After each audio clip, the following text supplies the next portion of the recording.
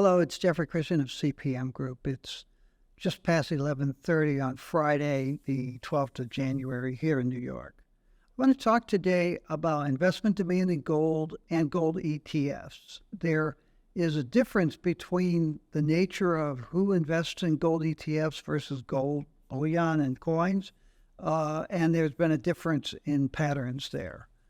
So I want to talk about that. At the end of the presentation, I'll do a brief update on the market for precious metals as we see it. Now, most of what I'm going to be saying is in CPM Group's January Precious Metals Advisory. We finished that last night, and it has a discussion of the differences between gold ETFs and gold bullion. We estimate at this point that investors globally bought 24.2 million ounces of gold in physical form, coins, bars, and ETFs, physical gold purchases in 2023. That was down from around 26.5 million ounces in 2022, and is in line with the 25 million ounces in 2021, 26 million ounces in 2022, 24 million ounces last year. You can see from this chart, it's high. It's over 20 million ounces. It's not as high as the 39.8 million ounce spike that we saw in 2020 during the global economic lockdown and COVID pandemic, but it's quite a bit higher than the 16 million ounces, 17 million ounces that we saw in 2018 and 2019. And as a rough measure, what we see is that gold prices tend to be high and strong when investors are buying more than 20 million ounces of gold in a given year, physical gold in a given year. And prices tend to be weak when they're buying less than 20 million ounces. That's the difference between the dark bars here and the light blue bars here. And you can see that relationship pretty much has held true since the mid-1960s, when investors progressively were allowed to own gold again in various parts of the world.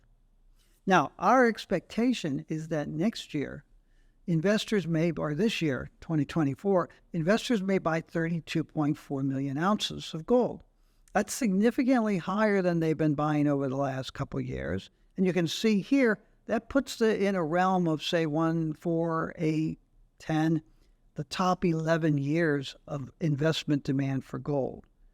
That is behind our expectation that gold prices will rise sharply this year, and that we will see record gold prices both on an annual average basis and probably on an intraday basis too, over the course of 2024, predicated on the view that investors probably will step up their demand for gold and buy around 32 million ounces of gold this year. Very strong gold market. Even at 24, 25, 26 million ounces, these are strong levels of investment demand. Now, investors have sold about 6 million ounces of gold in ETFs last year. And that was the third consecutive year of sales of gold from ETFs. We have always said that ETF investors would be and are different from gold bullion investors. They have a different attitude. We first proposed the idea or the concept of a gold ETF in August of 1988 in a letter to the World Gold Council. The World Gold Council at the time was primarily promoting gold jewelry. We said, if you really want to see higher gold prices, you have to promote gold investment demand, physical gold investment demand. And we proposed a public gold fund that would hold physical gold bullion on an allocated basis, and that investors could buy as easily and sell as easily as equities and bonds. That was August of 1998. In 2003, ETF Securities first rolled out one in Australia, and then the World Gold Council came out with the GLD in late 2003. The investors in gold ETFs primarily are not people who were buying bullion, coins, and bars. Primarily, gold ETF investors have been people who traditionally bought gold mining shares or didn't buy gold at all. when we were discussing the concept of publicly listed gold funds, we said there's going to be a consequence on the side that everyone needs to be aware of. Because you'll have different types of investors in the ETFs, but the ETFs will have publicly listed buying and selling on a daily basis and on an annual basis. People will think that, and they will use the ETF investment trends as a surrogate measure for what's going on in the broader gold market. And that will be bad because the ETFs are bought and sold by investors for different reasons than people are buying bullion. Over the last 3 years, and especially in 2023, what we saw were ETF investors selling gold, not because they were disinterested in gold, but because they were worried about the counterparty risks at work in ETFs that you don't have primarily, for the most part, with gold bullion and gold bullion coins. Obviously, if you're storing your gold bullion or coins in a depository, you have to worry about to some extent about the security of your assets there, and make sure that, hopefully you're smart enough to pay the price and have it on an allocated basis. And if you're buying and selling bullion, you have to worry about, to some extent, not so much the counterparty risk, but the risk of the nature of your counterparties, to make sure that you're dealing with legitimate companies that aren't ripping you off, either on selling you the gold initially, or buying it back from you. But with ETFs, you have counterparty risk with an offshore company, the sole asset of which is gold bullion, that you most of the time do not have direct access to. If you want to shift from holding gold ETF shares to holding gold bullion, it's two separate transactions. You sell the gold ETF shares, and then you buy the gold bullion, typically from someone else, because oftentimes the company that you are buying and selling ETF shares with don't actually offer you gold bullion purchases and sales. So it's a little bit more cumbersome. But you have counterparty risk with the offshore company, with the manager, with the custodian, with the depository. There are a number of financial market risks. And what we've seen over the last 3 years is that first you saw investors continuing to be buying gold from ETFs run in the major ETFs, and getting rid of their gold held in smaller ETFs that had less liquidity and were not run by larger, more stable banks and financial institutions. But overall, you're also seeing investors move away from ETFs. Some of those investors are buying gold bullion with the proceeds from their ETF sales. There's no public data on how much is being bought in the bullion market and the coin market from former ETF holders. It's all secretive.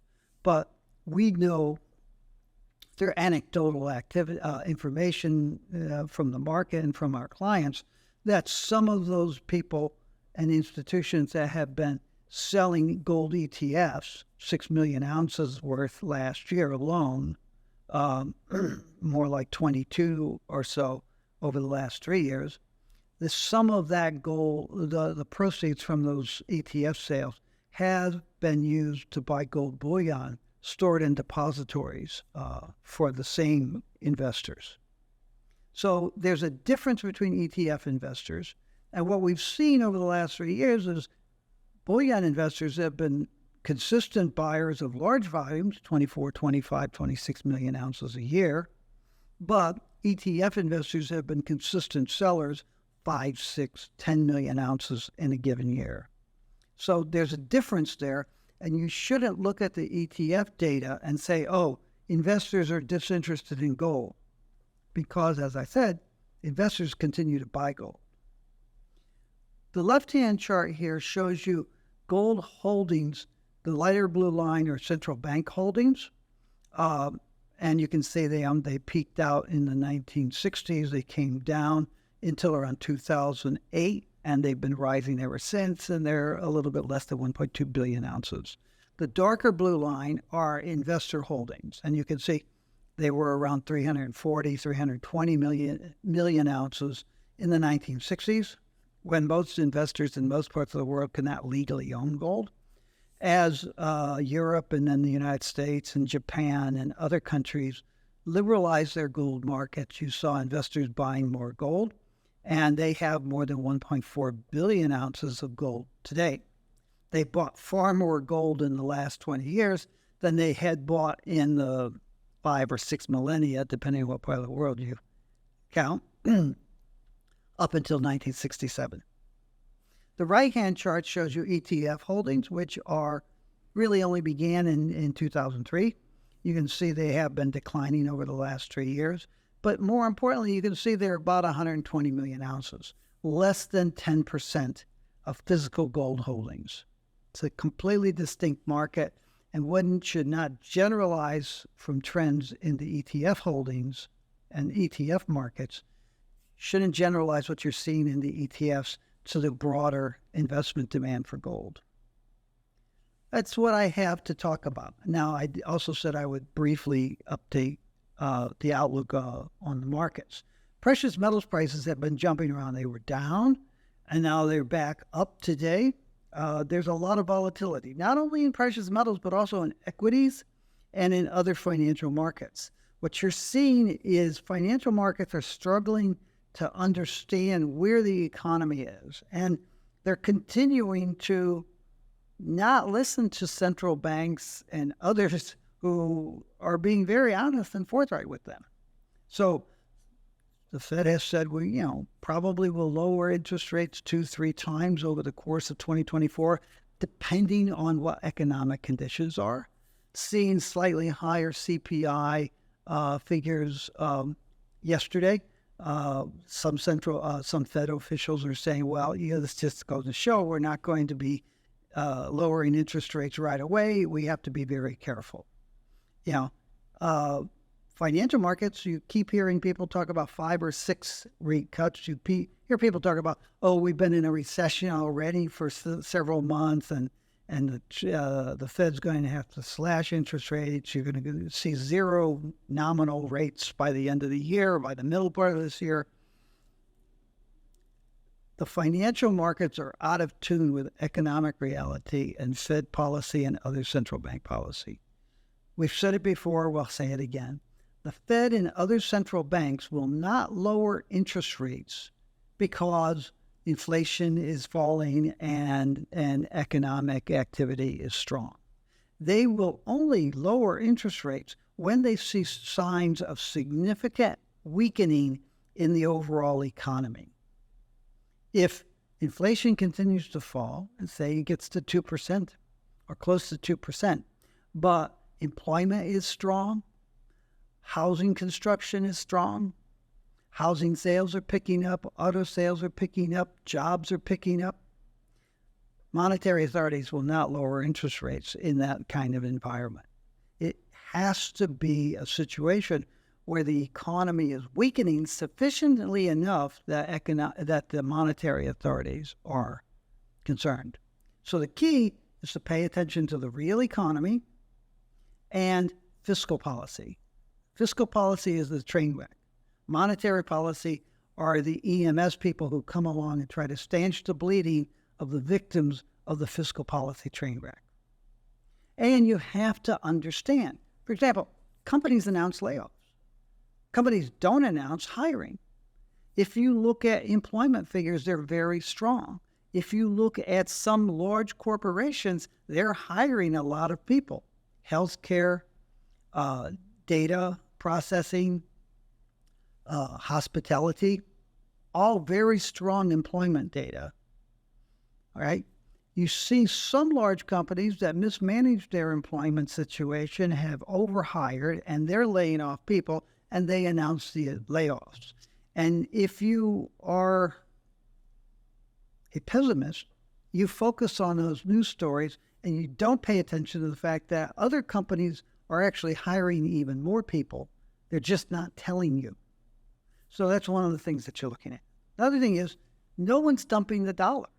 The dollar has been rising since around 2011, 2012, and it's higher than it has been at any time since around 2002, 2003, against the euro on a trade-weighted basis, etc.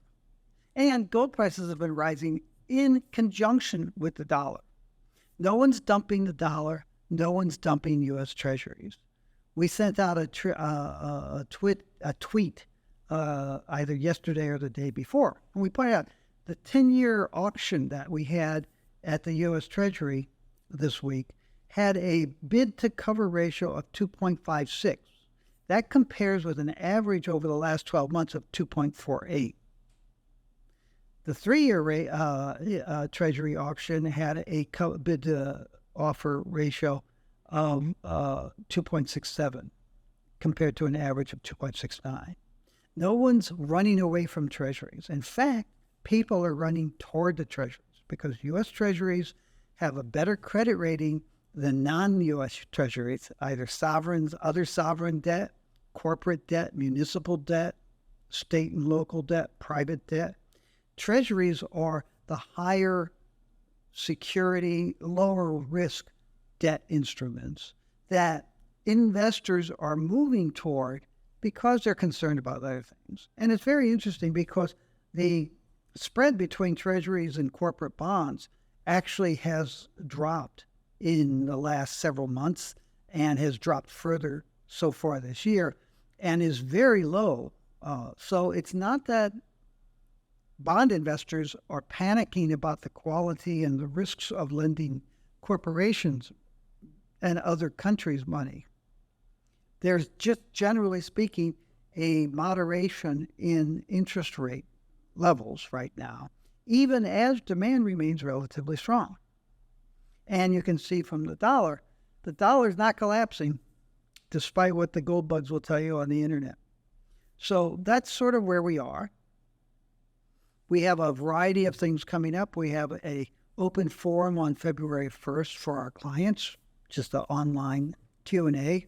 Silver Facts and Fantasies, we will do that webinar online, and that's open to everyone on the February 28th. We'll have our 20th anniversary and annual silver reception at the PDAC on March 3rd.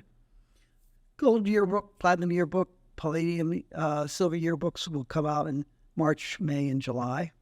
And we will be hosting a silver seminar in late October, most likely in Spokane, Washington, picking up where the silver summits of days gone by occurs. You can go to our website, you can read about us, you can get free reads, free videos, reports that we've produced for ourselves and for some of our clients to distribute. You can send an email to us at info@cpmgroup.com and talk to us about the research we can provide you, the consulting services, ways we can help you manage your exposure to precious metals commodities. We'll talk to you next week. In the meantime, take care of yourself and those around you, and try to do something good for the world. We'll see you next week.